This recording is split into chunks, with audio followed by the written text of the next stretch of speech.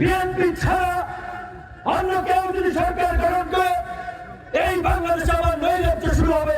Family কারের মালিক বানাবো আমাদের মায়েদেরকে বলতে। তারেক রহমানের নেতৃত্বে আগামীতে বাংলাদেশকে পুনর্গঠন করতে চাই।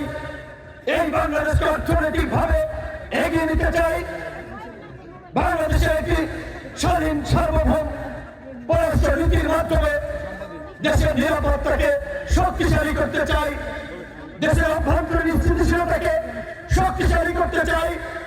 আমাদের দেশের বেকারত্ব নিরসনে দেশের অভ্যন্তরীণ শিল্প কলকারখানার পাশাপাশি বিএনপি আমলে যেভাবে মধ্যপ্রাচ্য সহ বিভিন্ন দেশে শ্রমবাজারের মাধ্যমে কর্মী প্রেরণ করা হয়েছিল, বিদেশে পাঠানো হয়েছিল, আগামীতে আমরা সেই শ্রমবাজার পুনরুদ্ধার করতে চাই।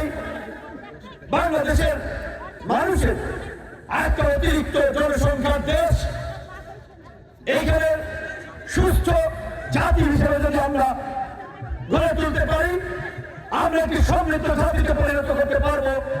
তাই আজকে আমরা যেটা বিএনপি সরকার, আমরা জোট সরকার, আমরা চিন্তা করেছি বিএনপি সরকার গঠন করলে আগামী 5 বছরের মধ্যে গরিব মানুষ যেন স্বাস্থ্য সেবা পায়, আমরা তাদেরকে স্বাস্থ্য কার্ড করে দেব।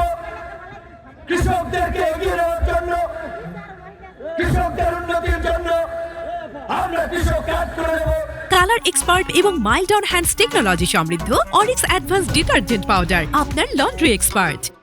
যে কৃষক কার্ডের মাধ্যমে কৃষকরা সহায়তা পাবে, জেলেরা সহায়তা পাবে, তাদের টাকা কেউ মেরে খেতে পারবে না, তাদের সহায়তা কেউ গায়েব করতে পারবে না।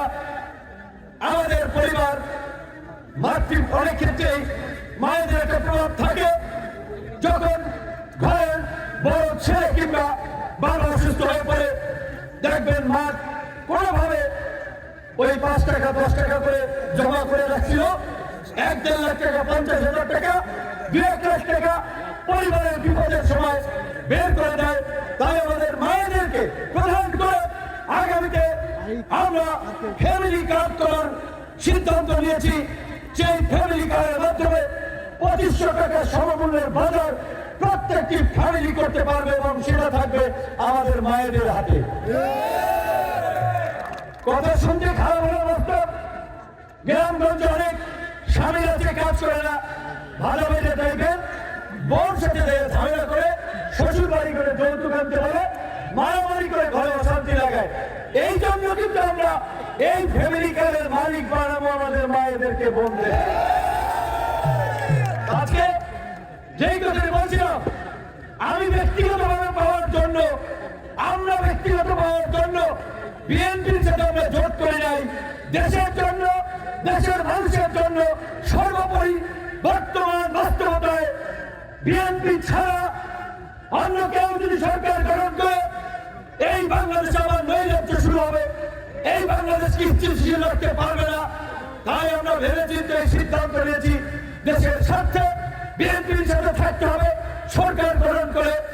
আমি এই এলাকার সন্তান হিসেবে এই পটুয়াখালী, গলাচিপা, 10 মিনিট তথা সারা বাংলাদেশে মানুষের জন্য যতটুকু করতে পারি সেই কাজটুকু করতে হবে।